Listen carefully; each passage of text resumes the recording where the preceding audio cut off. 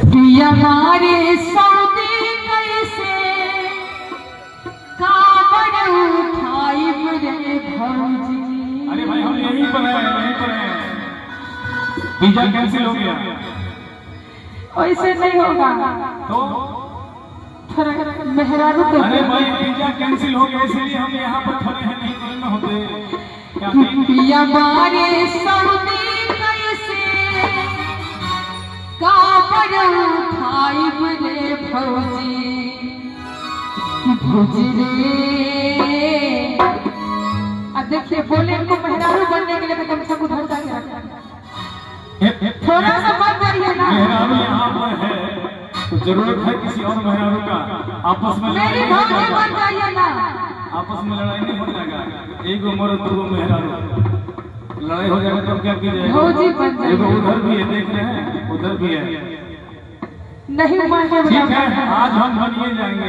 लाइए तो हो लाइए। ये मेरी भौजी है, इनसे बोलेंगे।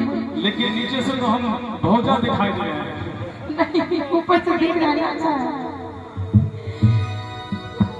जी सुनो आइए घर कि पिया मारे सऊदी कैसे।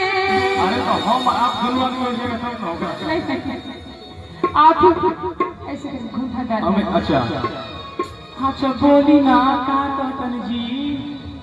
हाँ पानी भरे कि अब इधर घूम के इधर घूम के पिया मारे सऊदी अच्छा से काबर उठाई रे भौजी।